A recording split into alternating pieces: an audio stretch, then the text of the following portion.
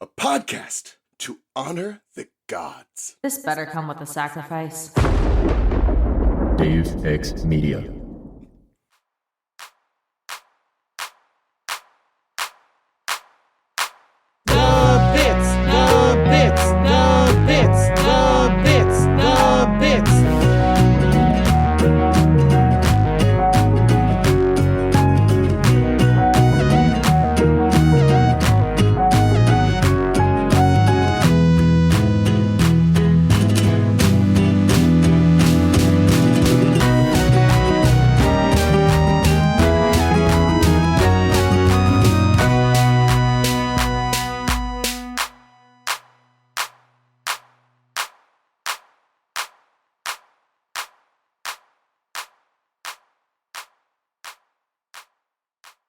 Welcome to The Bits, hosted by your favorite jam buds, Charlie. And Robert. Wow, Robert, we need to get the gang together. The gang of Onion? the Onion Gang? Yeah. I don't know. The Onion Gang, or as I will be affectionately referring to them for the rest of the episode, the non-binary gang. So you and I are already members. There's another member we can potentially include. I don't know if there's any non-binary detected, but Ethan is still invited. No. Sadly, we have a cis guest on. I'm the Steven in this situation. Steven is also non-binary, okay? Steven's just a he-him non-binary. Steven is himself and his mom. Gender fluid. Mm-hmm. Hi, Ethan. Hi, Robert. Hi, Ethan. Hi, Charlie. Ethan, when were you last on for this podcast? Oh, God, I Probably don't the last even Onion remember. episode we had. That's my guess. That's kind of his whole thing, is that he needs to be on for Onion episodes. Yeah, because I'm the only one who actually somewhat cares about Oh Onion. no, Doesn't you were think here he's for a terrible Monster person. Reunion, Oh. which was when we got what's her fucking name? Senta Mommy? Yeah, that one that you're not supposed to say. Mhm. Jade, is it? I think she's Jade. Yeah, we got her back. Mhm. But I think at this point she's still called Centipedal, right? Like she's not named yet. Well, she never actually officially named, I don't think, in the show. Question mark.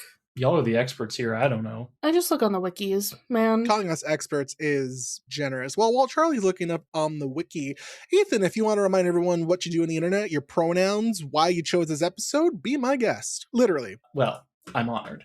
I'm Ethan. I co-host Mysteries in the Machine, a Scooby-Doo podcast with Charlie. Hello. We're getting towards the end of our third season as of recording, where we are wrapping up finishing the Scooby-Doo show, if y'all want to check that out. The end of the era before Scrappy. Isn't that where they have that really 60s sort of Beach Boys kind of sounding intro? I would think. Did you make it to an episode? Is the question. Robert, I think, was on the first episode of the third season. Robert never made it to an episode. Robert never made it.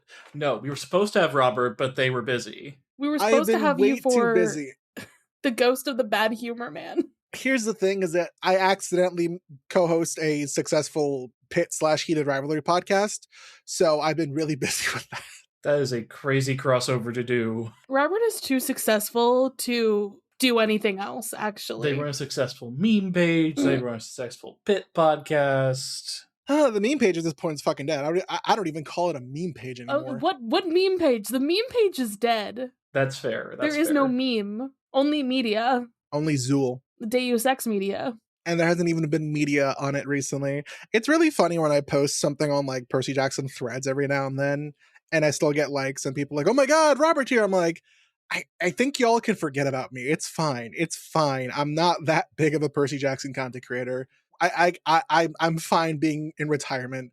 Every now and then I'll post something and Becky will like it and comment it. And I'm like, that's good enough for me. Yeah. You're important to us, Robert. You're our Percy Jackson content creator. Honestly, both of you are to me. I appreciate that. I have no idea what you're talking about.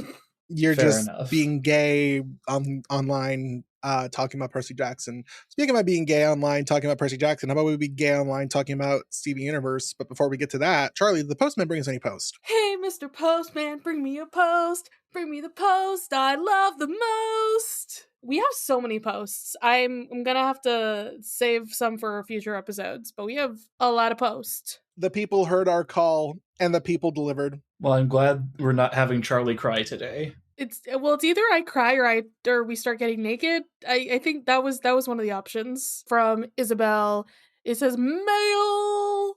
Hello, Roberto and Charles. I am sending mail because y'all are awesome. I'm currently listening to your podcast while setting this. Wow. I hope you listen to this new episode too. You guys always make me giggle. Also, fuck.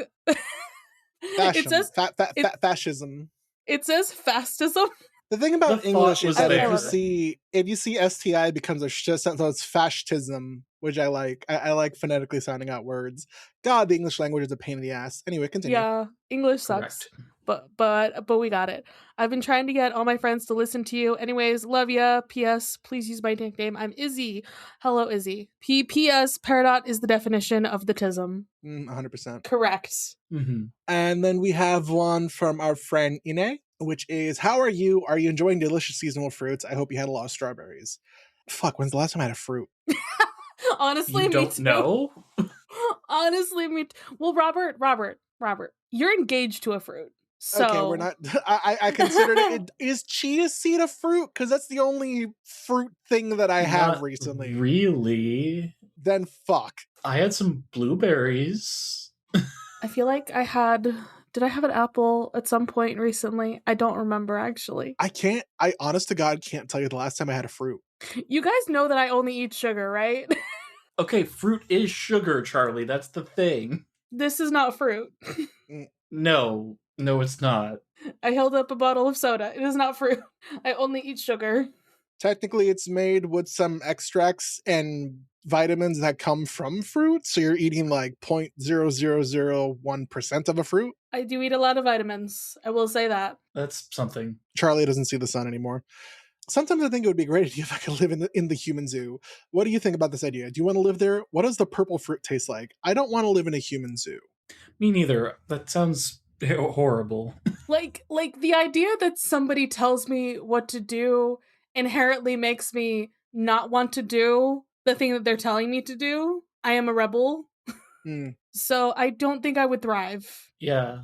I do want to know what the purple fruit tastes like though. I agree. I wonder if it tastes like the devil fruit from One Piece, because that's what it kind of looks like to me. What if it somehow tastes like every human food like that you need like nutritionally all at once somehow, because that's all they eat, right? So I'm assuming it has all the nutrients that a human needs. Thoughts, feelings. It's just got every flavor. I don't know, dude. If I'm barely eating regular fruit, if I'm offered purple fruit, I'm like, I guess I'm just never having fruit again. But presumably it also doesn't necessarily taste just like fruit. Exactly. That's what I'm saying. I'm saying maybe it doesn't taste like just fruit. Maybe it's just like a bunch of different like food flavors because it has to contain all the nutrients that humans need to survive. Since they've been thriving in this zoo for thousands of years somehow. So yeah, the zoo is terrifying. I don't like it. I also don't like loincloths. I agree with Steven. Yeah, not great. And then, what do you want to do if you could visit the human zoo? Who's your favorite character in that episode, the zoo? I don't remember the zoo off the top of my head. Okay. What would I do if I visited the zoo? Jailbreak. That's the answer. Correct. Although that might also destroy the poor Zooman's brains just a little bit. I feel like the only character who really speaks is J10 and also JY or Y10 or something. The other one, probably J10, I guess. I don't know. They exist. I gave an answer. I tried so hard. And got so far. But in the end, It doesn't even Doesn't matter. Thank you for sending us mail, everyone. Send us more mail and we can read it out. It'll be fantastic. The email ends, stay healthy and see you in June. June's almost upon us. That's crazy to think about. What happened to the year? it means we have to be gayer in a couple weeks. It means the gay agenda is turned up to 200% now. That is what's going on. I've literally been thinking how I need to get a haircut because it's getting hotter. And I need to get a haircut before Pride, I think. I think that's the answer. You should. I'm also It's wearing a pride getting shirt. hot in here, I love so that. cut off all your hair. What? Yes. Oh, okay. Onion Gang? Onion Gang. Onion Gang. This is everybody's favorite episode of Steven Universe. I know, It it is. certainly exists. It This, ended up being more wholesome than I remembered. yeah, very, very wholesome. The problem with this episode, I feel like, is that, I mean, it's we've had several episodes that are a little bit fillery, but like this is Very one of the fillery. ones that is like, oh my god, why are we talking about Onion? Why like is Steven is like the only character who speaks in this episode. Anybody else knows that? Besides Garbanzo, yeah. Garbanzo says Garbanzo a lot. My thing is, I think this is actually, it's one of those sneaky episodes where it's like, oh, you think it's filler, but then you actually get like a lot of character development for Steven. That's the point of all And Onion, Steven Universe really. filler episodes. Except for, I think Future Boys Ultron is the one that I'm like, I have no excuse for this one. Like, you see this, and then later on when it's like, I mean, we'll talk about when we get to this part of the episode. Onion Gang, by the way, season 4, episode 7, it premiered on September 15th, 2016. Wow. Yeah. The episode starts off with Onion and Steven. They're bouncing on Steven's couch, and apparently they've been bouncing for 2 hours. Y'all, I went to a trampoline park recently with some friends. I could bounce for like half an hour, and then I feel like I threw out my back. Okay, but remember, these are children. We don't know how old Onion is. That is something I had to Google again because I was like, how fucking old is this child? And Steven is 14 and also a magical creature, so I imagine he can just trampoline for 2 hours. I'm not convinced that Onion's not a magical creature in some way. Onion is older than the universe itself, so Correct. actually I feel like he's like 6. That'd be my guess. I think Just- I want to lock in that he's like 5 or 6. Oh, But I was no going to idea. say he could be 6 or 7. Robert. No. Robert, I hate you. I think it's a perfectly valid estimate of his age. It is, but you know what you did. No, it's not. No, and I I don't hate know you. what I did. I just said that he could be 6 or perhaps 7 years old. I hate you and everything you stand for. Anyway, they go to the kitchen to get a snack, and Steven's like, yeah, you can get anything you want from my kitchen, even my limited edition chips. And I'm like, Steven, were you planning on keeping these chips like sealed away forever? Maybe. Also, what They're is barbecue a limited edition flavor? That's pretty standard chip It's flavor in my experience. maximum barbecue. Excuse you. Maximum barbecue? I don't know. I don't eat these kinds of chips. So I know nothing about these flavors.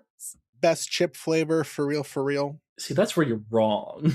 No, for me, it's sour cream and onion. Okay, that's valid. I will accept that. I don't get chips with flavors. You just eat regular run-of-the-mill Lay's? Charlie, that is the whitest thing you've ever said, where you're like, oh yeah, the most flavor I experience on my chip is salt. Yeah. Not even salt and vinegar, just salt. I love salt. I don't know what to tell you about that. I really love salt. I also love how Steven is just narrating everything that Onion does because Onion doesn't speak. Like, that is the beauty of this episode to me, is how Steven has to, like, but this chips, they don't, what is it? Satiate his, hunger for power. Like, Honestly, that's probably accurate. I love how he smiles and he looks and he, it's like, oh damn, so Onion's gonna kill everyone. Got it. Onion wants to rule the world. I don't know what you're talking about. Like, And one day he will. He's just biding his time. yeah, the theory is that Onion was actually White Diamond all along. Does anybody know about those? That's No. like theories that people had. And that's why Onion doesn't talk? I don't know. I don't have a reason for why. I just know that those were theories people had. I had That a theory is- as well about Onion. I feel like it was that he was an alien. I actually don't remember anymore. It's been a minute. Also But valid. Onion has to leave because his dad is home. We hear the boat honk honk. He's here, and Onion leaves. But Steven says a little epilogue that like Onion has no friends his own age, and he's a lonely boy. Everyone knows his internal monologue was like, Papa, you're home, Papa. Yes, correct. He just sounds like a Victorian child. Papa, may I have some more, Papa? This sounds accurate to me, actually. Probably, yeah. So Onion comes back the next day because they love to hang out, apparently. And Onion just kind of like waits in the doorway, and Steven's like, what's going on? Oh wait, I gotta narrate. Let me narrate for you that you don't know how to take your shoes off. I love this joke because Onion does not have shoes. He's Timmy Turner right now. He's got the pants that are also shoes somehow. Yeah. And it's not explained. Yeah. It's cartoon logic. Mhm. cartoon logic. But instead of keeping playing this little game, Onion holds out his hand. He's like, "Hey, we're going." He doesn't say it, but he like gestures, and we're going to the woods. I find it really funny that like canonically Steven is strong as fuck, and yet he's getting pulled by Onion. So I guess we need to get the power scalers in here to be like, okay, who's stronger, Onion or Steven? We're like Steven is like continental, but Onion is like world breaker at least. Something I like think that. the thing here is that Steven is like just not expecting Onion to be like, we're going this fast, and he's like, okay, I'm not gonna pull back on you because I could kill you by accident, like Superman does. They pass by Onion's house and they end up in the woods, which is, exactly where you want to be with fucking Excuse Onion. me, Robert, what are Onion's parents doing though? Tanning? Sunbathing they're like tanning, sunbathing. No. Yellowtail is posing and Vidalia is painting him like one of her French girls. I love that for him, honestly. It's important to me. We love a couple that's still kinky after so many years together. They're doing that outside. Like, I mean, he's got his underwear on, Listen, but still. You know- maybe they're like maybe the whole street is full of freaks and they're like getting freaky with each other. Yeah, the street is full of voyeurs, Mm. They're in the woods, and then it's really dramatic. The wind is blowing, the darkness surrounds Onion, and then whistle, and then creatures come out of the bushes. This is when I fully expected Steven to like shield mode and like knock these people. For all intents and purposes, he just sees 3 unknown creatures coming out of the woods, crawling at him slowly, and I'm like, yeah, no, that shield mode, shield with spikes. We're gonna Jasper these kids right now. Damn. Okay, bro. Fucking survival of the fittest. Imagine Steven just murders 4 kids, in the woods in season 4 of the show. And it's never brought up again. No, that's for future to pick up. Exactly. Steven actually remembers this episode in future, and he's like, wow, I remember I murdered those children, and that's why they didn't come back. Oh, God. That's awful. You're That's welcome. so bad. So they're wearing these like spooky little like Halloween-y masks, but it is really freaking out Steven because they don't speak except for Garbanzo, who says Garbanzo. Garbanzo! And they're walking very slowly, and then they all take them off, and it's like, oh look, they're just human children. They're fine. Everything is okay. I love this little pantomime that Steven does with the 4 of them to be like, okay, what are your names? So we see Pinto, Garbanzo, Squash, and Soup. And together they make the non-binary squad because those are just non-binary names. Yeah. Yeah. Onion binary gang. There you go. Onion binary gang. I tried. Onion transcends the binary just by existing. He's too powerful to have pronouns. Correct. Even though I just said Onion pronouns. exists outside pronouns. Onion only uses onion pronouns. Onion is Onion's pronoun. Exactly. I'm not committing to this bit. Listen, friends, if you got pronouns that ain't he, she, or they, or any of those, fantastic. I love you. I'll respect you. I'm not committing to the fucking onion pronoun for this bit. But yeah, they all are introduced, and then they decide to start playing games together. And Steven's like, wow, you actually do have friends, Onion. I never knew you had friends. Thanks for inviting me. And then we got the soapbox derby car. I love it. Why is this giving Little Rascals vibes? I was actually going to bring that up. Like, I think this is an homage to the Little Rascals, this whole episode. We'll have to see if it's in cultural references. I feel like it has to be. But yeah, we got our little car, and they're like, come on, Steven, you can come on the back. There's barely room, but they make it work. And they drive it through town for 5 seconds before we had an accident and Garbanzo falls out.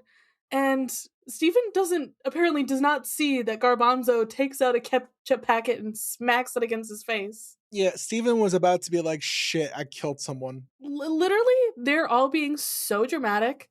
They must be theater kids, or will be theater kids. Again, age, no idea what's happening. Who knows? Like, we even got the dramatic closing of the eyes. And it's like, oh no, should we call an ambulance? Pinto's got it down. Gets right on top of Garbanzo, Claire, Robert, with your clear medical knowledge from talking about the pit, is this medically accurate to how? So the thing is, if Garbanzo still has if Garbanzo still has like a sinus rhythm but is just unconscious, I guess technically you could paddle them. This is not official medical advice. I also don't know shit. I know that if they flatline and they go asystole and it just goes beep, that you can't shock that. You have to give medicine. You have to do chest compressions. In general, you should probably do chest compressions. And chest compressions are only a temporary fix. If this was actually an accident, Garbanzo would definitely need to go to the hospital afterwards. I was also gonna say that Pinto also did the 2 spots on his face, which is not where you should put the paddles. No. That will just cause unnecessary pain and damage to your face, I guess, and will do virtually nothing for your heart. Yeah. Yeah. Oh well, he's fine. Everybody is fine. It was just a joke, Steven. And Steven's like, huh? I can't understand jokes anymore, apparently. Okay, this has implications for, again, like this is future bait, apparently. I guess. Still haven't seen Steven Universe Future, but basically the gist is that Steven can no longer deal with like normal things because he takes them as seriously as life and death situations. Steven's here to help. Steven's here to help. Help Steven. Help Steven. It's important. But we're gonna pretend to be adults now. Every kid's fantasy, put on the big trench coat and the hat. A second homage to the Little Rascals has hit the Steven Universe episode. It's gonna be in cultural references. If it's not, we gotta edit the Steven Universe wiki, okay? Yeah. So yeah, they all stack on top of each other. The fucking core strength of, I think, Onion's the bottom rung, right? Or the bottom, like the feet, Onion's right under Steven, I think. Who the fuck's the feet? Is it Garbanzo? No, it's Squash. No, it's Squash, Garbanzo, Soup, Onion, then Steven. Steven is the head because he's the one who speaks. Squash has so much fucking core and upper body strength to be able to easily support 5 people above them. Like, damn. Yep. They're built. I don't know. They're built different. Truly. So Steven's like, oh look, it's Suitcase Sam. You know, that guy who like is existed in the background of Steven Universe and is never spoken. Yeah. There he is. We should go say hi and trick him into thinking we're an adult. Haha. So Steven's like, I'm Mr. Mature Man, and the others just pull open the trench coat and freak him out and take his picture. They flashed him. They flashed him. With flash photography. Yeah, which I find really funny. And then they go back to like the woods and they hang his picture on the tree, and you can see that there's a picture of him, there's a picture of Sour Cream, there's a picture of Petey's dad, Fryman, and Garnet. I love how Garnet's just thumbs up. Yeah, like Petey's dad is freaked out, Sour Cream is like, get out of my face, and Garnet's like, awesome, cool. And now we have the bug race. Very important stuff here. Very important. Soup just has bugs in the pot, and then everybody takes a bug, and they're gonna race the bugs. By the way, wears this pot on their head, and as a result, the bugs are on their head. Peak non-binary behavior, just be one with the bugs. And also wear a pot on your head. Like that's yeah. Does that mean Greg from Over the Garden Wall is non-binary too? Because if so, that's awesome. Yes. Hell yeah. Do you not understand this? It's the fashion sense, okay? I'm cis. I don't understand these things. So the little bug race happens, and Steven shows a beetle, and his beetle wins. And so as a reward for this beetle winning, Steven is responsible for squishing it. I'm traumatized, personally. That's great foreshadowing for when it's like, hey, Steven, kill the diamonds. And he's like, no. Yeah, you won. Now you get to dole out pain and suffering. It's so cute because, like, he's handed the hammer and he's like, thank you for this present. I've always wanted a hammer. And then they're all, like, looking at him like, kill the bug. He's like, no! What the fuck? This is weird. I'm leaving. That's exactly what Steven says, by the way. He says, what the fuck? Yeah, exactly. So he needs to hang out with someone else. He tries to call Connie. She's doing back to school shopping, implying that this is August? Late August, September. Is Steven 15 now? No, I think it's still like, this is just a really slow August from Steven's birthday.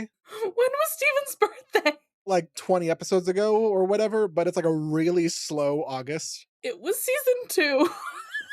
What the That's wild. So the past 2 seasons, even though I think there's been a canonical year jump in between. So is Steven 15? Wait, what? Steven is 15 now. I think that's how that works because it's been a year. Wild. So is there actually even like a jump when we get to 16-year-old Steven in the movie? They can't be that far after if he's 15 now.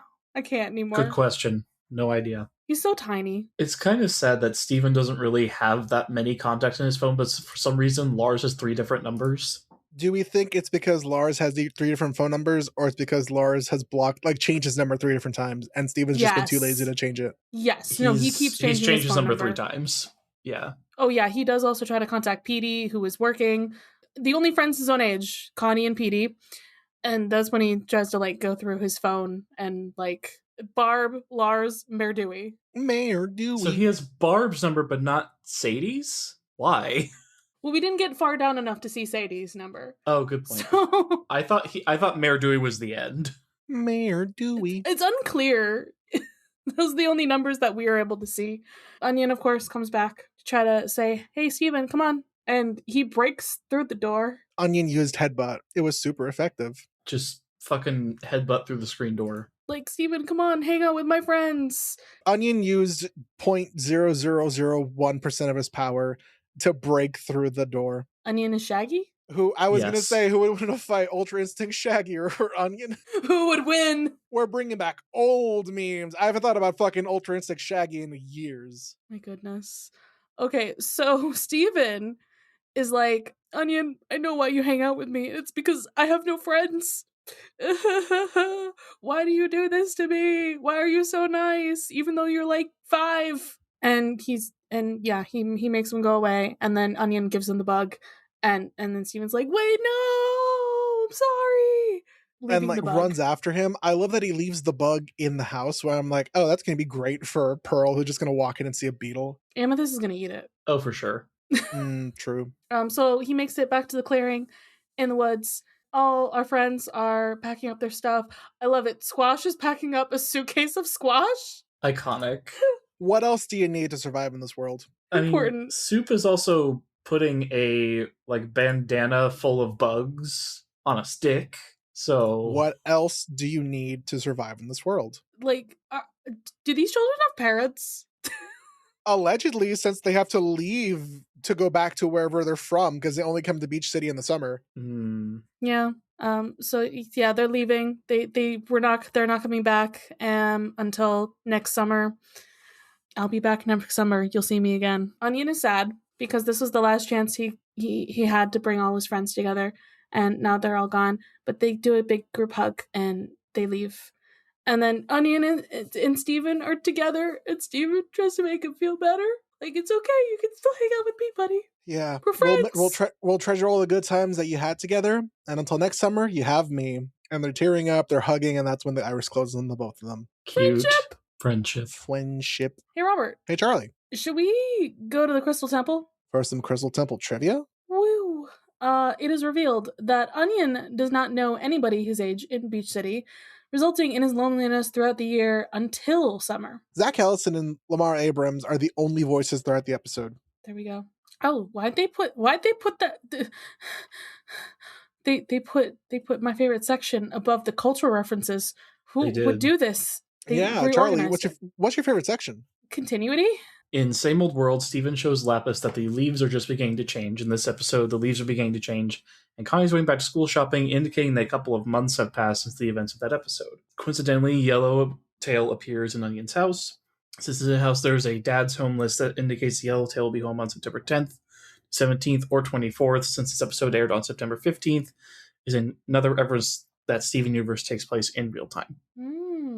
It's shown that Vidalia still likes to paint, as shown previously in Onion Friend. Pearl's framed picture on the side of the fridge, previously in Monster Buddies, but destroyed by the centipedal mother, makes a reappearance. However, she is in her pre-regeneration outfit. And now for cultural references. Onion, Steven, and his friends all piling onto another's shoulders, putting on a trench coat to look like an adult or a tall man is a common TV trope. Similarly, the gang's game of dressing up in a trench coat and revealing themselves in front of others is a rather lewd reference to the stereotypical flasher, wearing nothing but a trench coat and exposing themselves in public. However, in the case of the gang, the Flash is more innocent, as the joke involves them instead taking flash photographs of the person's reaction. This episode makes a number of references to the video game Undertale. Soup loosely resembles the character Frisk. The bug raised in the show references its snail racing minigame, Thunder Snail. The scene where Steven chooses to spare the beetle that won the bug race also parallels Undertale's mercy mechanic, in which the player can choose not to fight an enemy and instead spare them.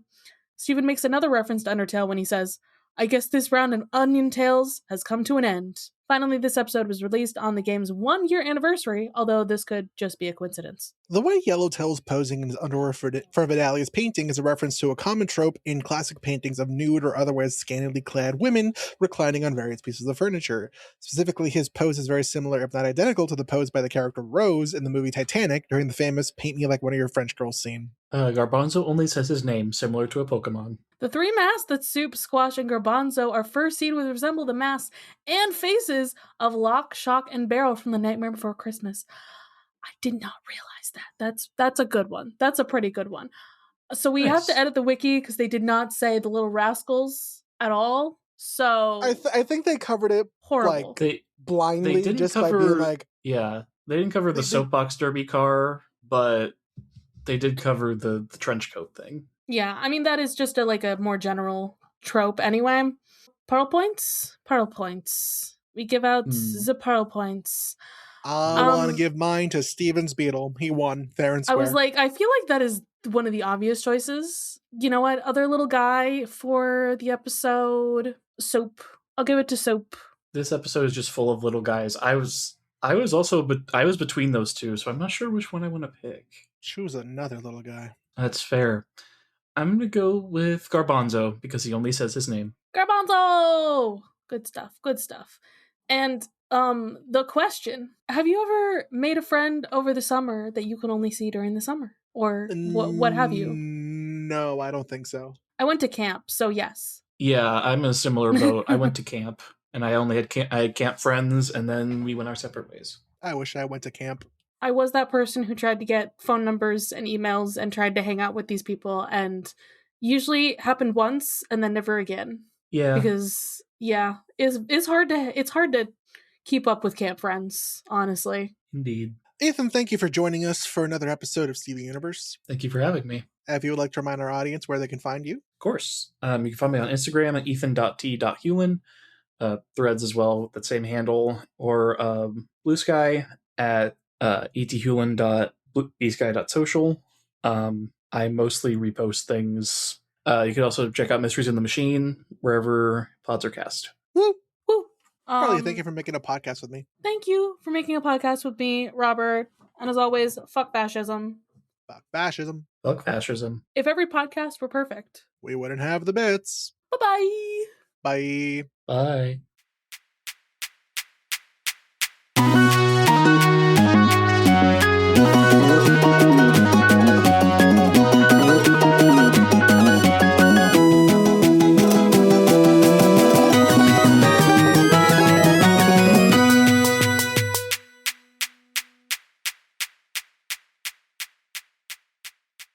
You can follow this podcast socials at The Bits SU Pod on Instagram and Tumblr. You can send a message to our dime line through thebitsSUpod@gmail.com. If you'd like to support us financially, join us at patreon.com/thebitsu. By becoming a patron, you can join the Deus Ex Media Discord server, where you'll be able to chat with us and other listeners about Steven Universe, or whatever else. Our $5 patron tier also gets you access to Steven's Room, our monthly bonus show. There, we'll talk about a wide variety of topics, which usually have something to do with Steven in some way. No promises. You can check out our merch store, The Bits SU, on Redbubble to find custom designs made by Charlie, me, or if you cannot do that or do not want to support us financially, we'd really appreciate a rating, a review, or letting your friends and followers know how much you love the podcast. It really helps. Our music was written and produced by Jason Hilton. You can find him at Negative Selections on Instagram. You can follow me, Charlie, at GreenPixie12 on most platforms. I also have an art Instagram at GreenPixieDraws. You can also hear my voice on 2 other podcasts. I co-host another podcast on the network with Ray called Of the Eldest Gods, where we talk about the mythology book series by Rick Riordan, starting with Percy Jackson. I also co-host a podcast with my buddy Ethan called Mysteries in the Machine, where we talk about all things Scooby-Doo. You can find me, Robert, at the Damn Meme page on Instagram, Threads, Blue Sky, and TikTok. If you want to hear more from me, check out my YouTube channel, also called the Damn Meme page, where I make videos mainly about Percy Jackson, but also sometimes other fun stuff. If you want to find me elsewhere in the podcast verse, you can also tune into my podcast, The Pit Crew, a show dedicated to dissecting the HBO Max medical drama, The Pit. The Bits is proud to be a part of Deus Ex Media, which features great podcasts like Of the Eldest Gods, a chapter-by-chapter Rick Riordan pod with mythological context and no spoilers. Well, we finished the Percy Jackson series. Wait, what are we still doing here? And what is that music? Oh, you thought it was over, bro? We're just getting started. We are? Charlie, what's next for Of the Eldest Gods? Well, Ray, it's time for us to go into our Egyptian era. We're gonna start the Kane Chronicles. Oh, hell yeah! Wait, why do you have a glowing boomerang? Don't worry about it. It's just my Egyptian magic wand. Man, the Egyptian stuff isn't gonna be like the Greek stuff, is it? Not at all. But we'll still cover mythology as it comes up in each chapter. Are we gonna have cabins this season? Nah, the Kanes don't have cabins. So instead, I'm Charlie, following the path of Bast. And I'm Ray, following the path of Geb. Join us as we read The Red Pyramid, the first book of the Kane Chronicles, chapter by chapter. Welcome back to Of the Eldest Gods.